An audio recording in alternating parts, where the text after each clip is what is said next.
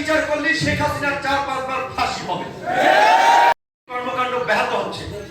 সেই জায়গা থেকে আপনারা দেখেছেন যখন আনসার সচিবালয় ঘেরাও করেছিল, সচিবালয় একটা নৈরাজ্য তৈরি করতে চেয়েছিল। আমরা কিন্তু ছাত্র যুব শ্রমিক অধিকার পরিষদ, গণ অধিকার পরিষদের নেতৃবৃন্দ সচিবালয়কে মুক্ত করেছে, এই নৈরাজ্য থেকে সচিবালয়কে রক্ষা করেছে।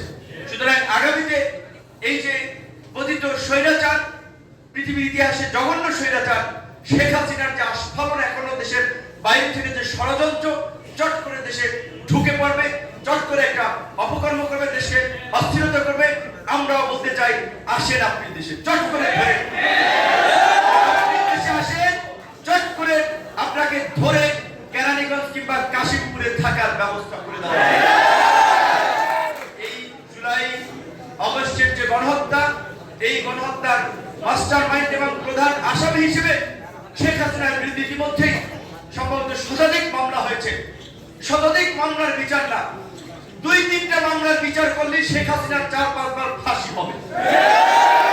আওয়ামী লীগ, ছাত্রলীগ, যুবলীগের যারা তৃণমূল কিংবা বিভিন্ন পর্যায়ের নেতা কর্মীরা আছেন তাদেরকে মনে করিয়ে দিতে চাই, গত 4-5 বছর ধরে বারবার বলছিলাম নেতারা দেশ ছেড়ে পালিয়ে যাবে, ওদের শত শত কোটি টাকা আছে, আপনাদেরকে এই দেশে থাকতে হবে, এই দেশে রাজনীতি করতে হবে, কাজে এমন আচরণ করেন না।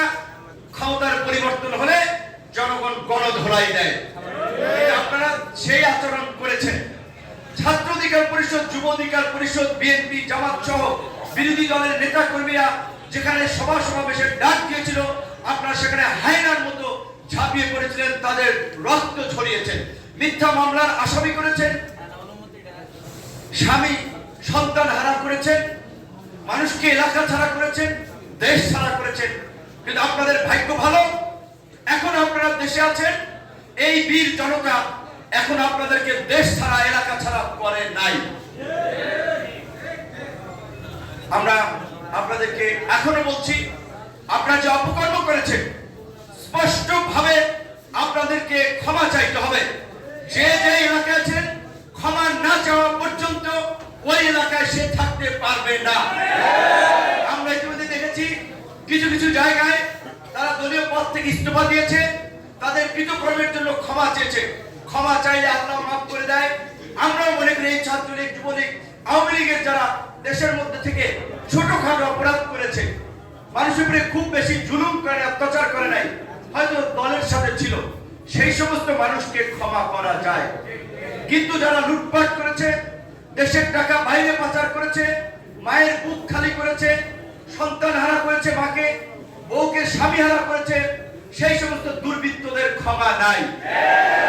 তাদেরকে বিচারের মুখোমুখি হতে হবে এবং সেই বিচারের দাবিতে ছাত্র যুব শ্রমিক অধিকার পরিষদ, গণ অধিকার পরিষদকে জনমত গঠনে এলাকায় কাজ করতে হবে।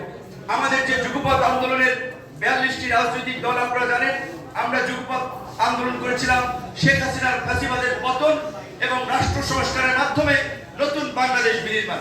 সেই লক্ষ্যে আমরা সকলে ঐক্যবদ্ধ হয়ে একমত হয়ে আমরা একটা 30 দফা কর্মসূচি দিয়েছিলাম।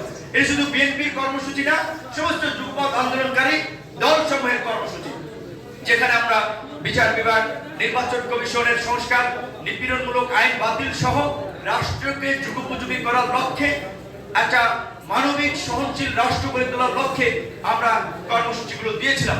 পরিবর্তিত পরিস্থিতিতে জন আকাঙ্ক্ষাকে প্রাধান্য দিয়ে গণ অধিকার পরিষদ শীঘ্রই তার রাষ্ট্র সংস্কারের রূপরেখা এবং সরকারের একটা রোডম্যাপের প্রস্তাবনা দিবে।